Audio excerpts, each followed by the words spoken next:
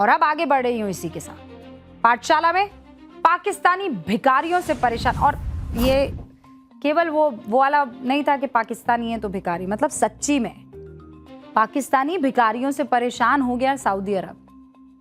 पाकिस्तानी दूतावास को आखिर में कहना पड़ गया सऊदी आए तो सलाखों के पीछे भेज देंगे भैया। सऊदी अरब के पाकिस्तानी दूतावास ने ये एडवाइजरी जारी की है, खबरदार अगर पाकिस्तानी भिखारी सऊदी अरब आए और आए तो फिर जेल में डाल दिए जाएंगे या पाकिस्तान भिजवाए जाएंगे। इस खबर के आने के बाद बहुत से पाकिस्तानियों को परेशानी हो गई, मुंह उतर गए। कई लोग तो ये तंज भी कर रहे हैं, कहीं पाकिस्तानियों की ये शिकायत तो नहीं कि भाई हुकूमत को भी तो यही हुनर आता है, फिर हम पर पाबंदी क्यों? समझे ना? पीएम शहबाज शरीफ हवाई जहाज में बैठकर क्या करने गए थे? भीख तो मांगने गए थे ना, इमदाद यानी मदद।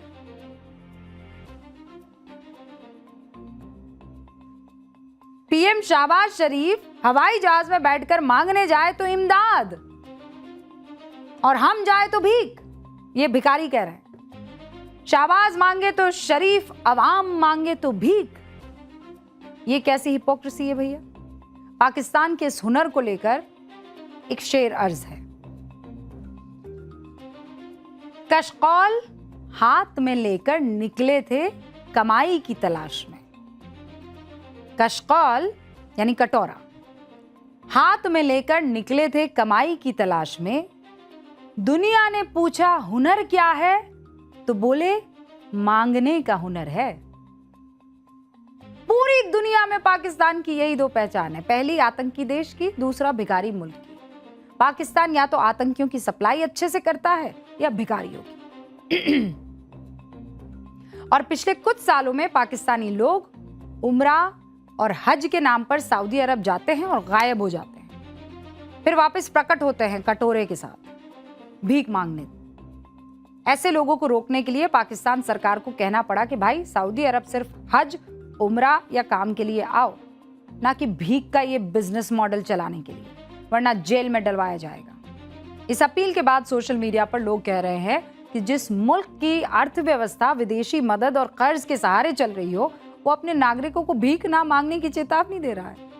जिस मुल्क की सरकार दुनिया के सामने कर्ज और मदद के लिए हाथ फैलाती हो, वहां के लोग से आत्मनिर्भर बनने की उम्मीद आखिर कैसे कोई रख सकता है हुक्म? हैरानी तो इस बात की है कि इस चेतावनी के बाद भी बहुत से पाकिस्तानी अपनी मांगने की फितरत से पीछे नहीं हटने को तैयार है। जेल भी चले गए तो क्या हुआ, कम से कम 2 वक्त का खाना मिल जाएगा वहां, क्योंकि पाकिस्तान में तो वैसे ही आटे के लिए मारामारी है।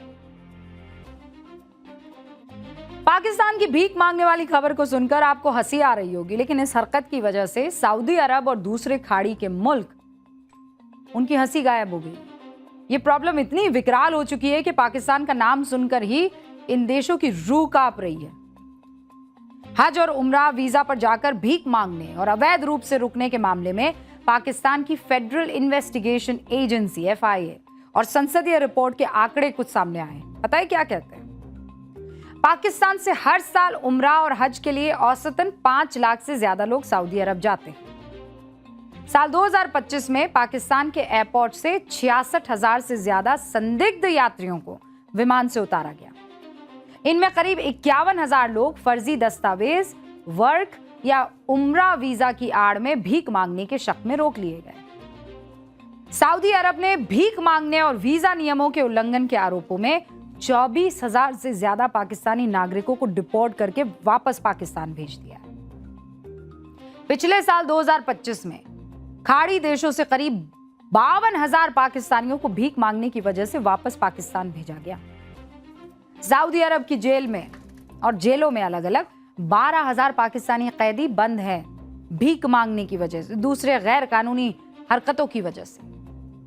आप इन पाकिस्तानियों का कॉन्फिडेंस देखिए, इनका विजन एकदम क्लियर है।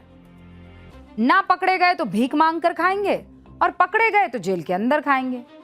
यही वजह है कि सऊदी अरब में मौजूद पाकिस्तानी दूतावास को यह एडवाइजरी जारी करनी पड़ गई है। क्या?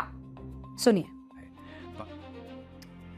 हमारे कैमरा पर्सन भी बता रहे हैं और पीसीआर में बैठे हमारे एक और मित्र बता रहे क्या, आना फ्री जाना फ्री, पकड़े गए तो खाना फ्री।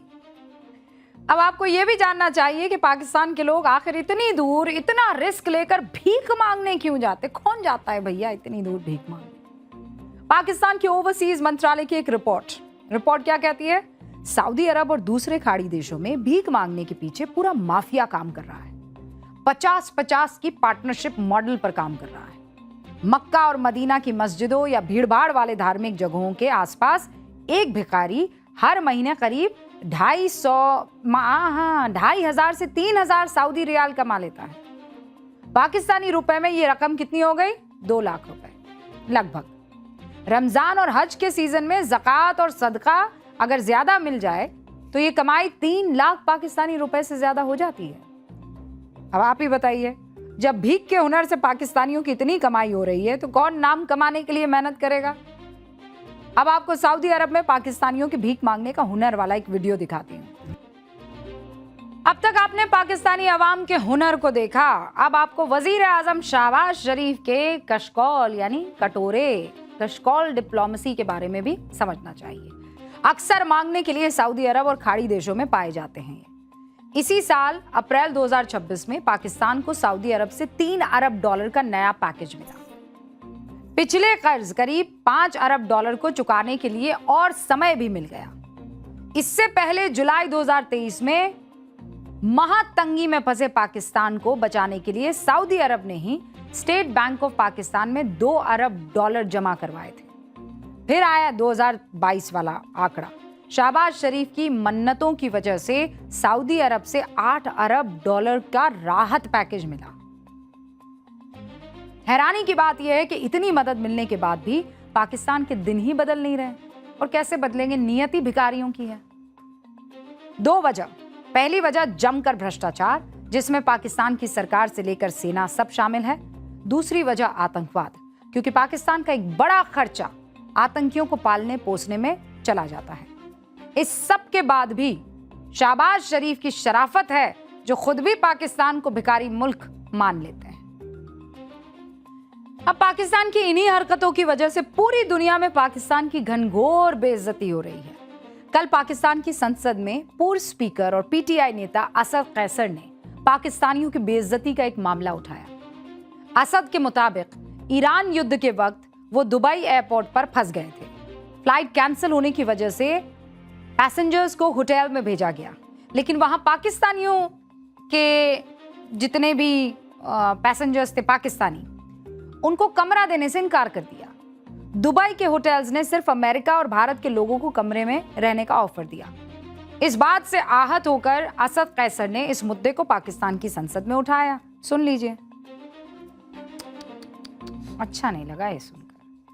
पाकिस्तान की बेइज्जती का मुद्दा संसद में उठाने से भैया क्या होगा बताइए।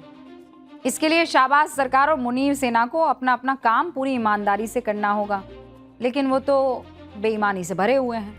उम्मीद करना पूरी तरह से नामुमकिन है, क्योंकि नेचर और सिग्नेचर बदलना बहुत मुश्किल है। और अब आगे बढ़ रही हूं इसी के साथ। पाठशाला में पाकिस्तानी भिखारियों से परेशान, और ये केवल वो वाला नहीं था कि पाकिस्तानी है तो भिखारी, मतलब सच्ची में पाकिस्तानी भिखारियों से परेशान हो गया सऊदी अरब। पाकिस्तानी दूतावास को आखिर में कहना पड़ गया, सऊदी आए तो सलाखों के पीछे भेज देंगे भैया। सऊदी अरब के पाकिस्तानी दूतावास ने एडवाइजरी जारी की है, खबरदार अगर पाकिस्तानी भिखारी सऊदी अरब आए तो फिर जेल में डाल दिए जाएंगे या पाकिस्तान भिजवाए जाएंगे। इस खबर के आने के बाद बहुत से पाकिस्तानियों को परेशानी हो गई, मुंह उतर गए। कई लोग तो ये तंज भी कर रहे हैं, कहीं पाकिस्तानियों की ये शिकायत तो नहीं कि भाई हुकूमत को भी तो यही हुनर आता है, फिर हम पर पाबंदी क्यों। समझे ना। पीएम शहबाज शरीफ हवाई जहाज में बैठकर क्या करने गए थे, भीख तो मांगने गए थे ना। इमदाद यानी मदद।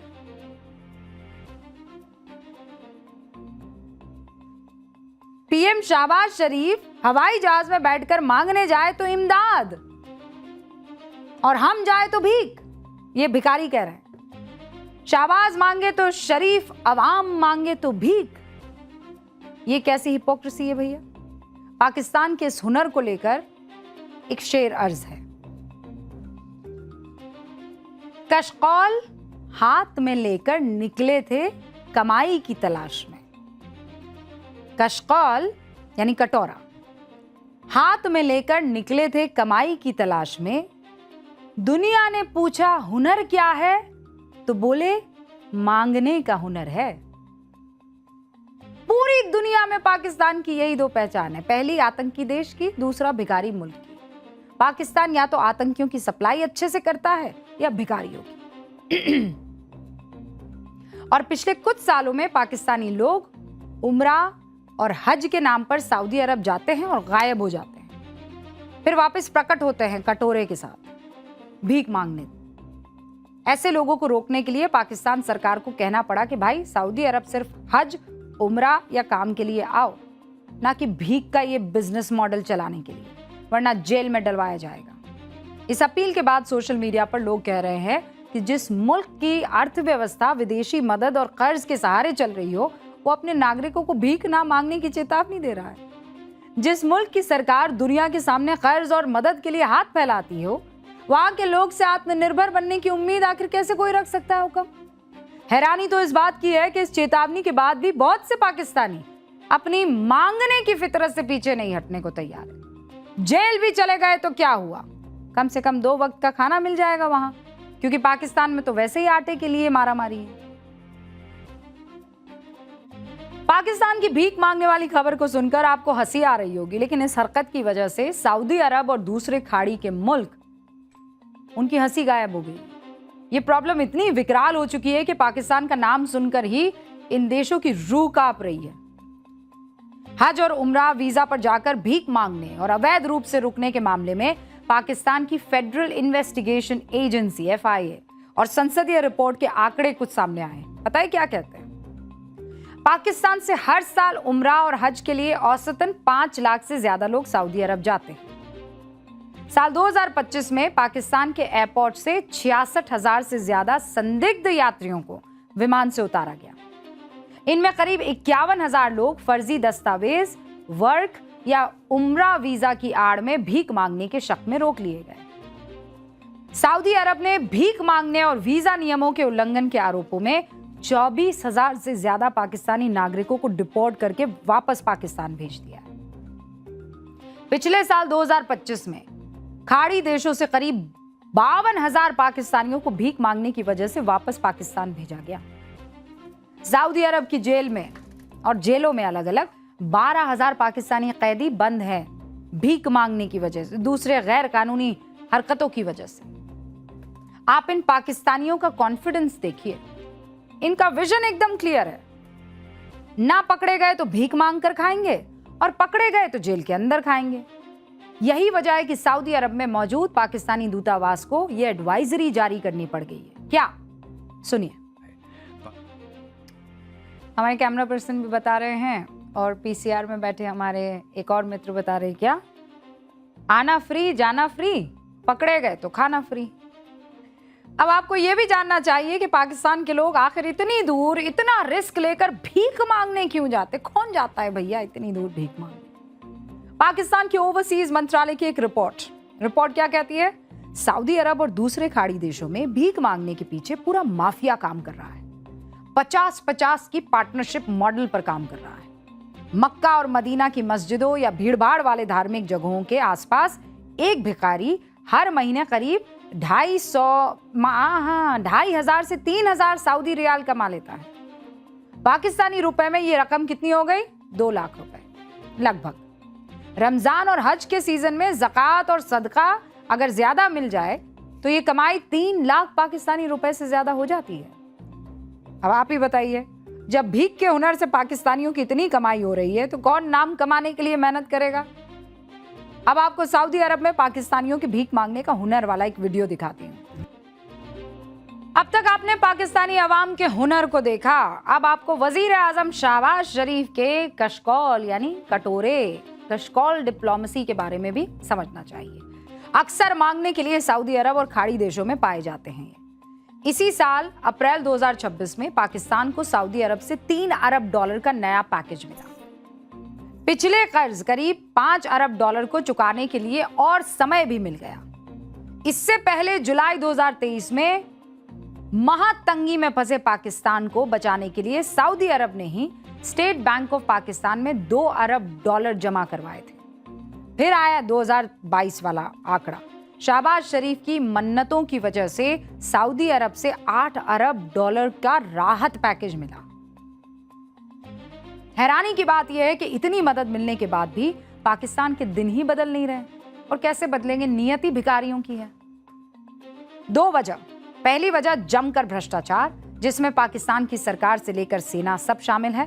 दूसरी वजह आतंकवाद, क्योंकि पाकिस्तान का एक बड़ा खर्चा आतंकियों को पालने पोसने में चला जाता है। इस सब के बाद भी शहबाज शरीफ की शराफत है जो खुद भी पाकिस्तान को भिखारी मुल्क मान लेते हैं। अब पाकिस्तान की इन्हीं हरकतों की वजह से पूरी दुनिया में पाकिस्तान की घनघोर बेइज्जती हो रही है। कल पाकिस्तान की संसद में पूर्व स्पीकर और पीटीआई नेता असद कैसर ने पाकिस्तानियों की बेइज्जती का एक मामला उठाया। असद के मुताबिक ईरान युद्ध के वक्त वो दुबई एयरपोर्ट पर फंस गए थे। फ्लाइट कैंसिल होने की वजह से पैसेंजर्स को होटल में भेजा गया, लेकिन वहां पाकिस्तानियों के जितने भी पैसेंजर्स थे पाकिस्तानी, उनको कमरा देने से इनकार कर दिया। दुबई के होटल्स ने सिर्फ अमेरिका और भारत के लोगों को कमरे में रहने का ऑफर दिया। इस बात से आहत होकर असद कैसर ने इस मुद्दे को पाकिस्तान की संसद में उठाया। सुन लीजिए, अच्छा नहीं लगा ये सुनकर। पाकिस्तान की बेइज्जती का मुद्दा संसद में उठाने से भैया क्या होगा बताइए। इसके लिए शहबाज सरकार और मुनीर सेना को अपना अपना काम पूरी ईमानदारी से करना होगा, लेकिन वो तो बेईमानी से भरे हुए हैं। उम्मीद करना पूरी तरह से नामुमकिन है, क्योंकि नेचर और सिग्नेचर बदलना बहुत मुश्किल है।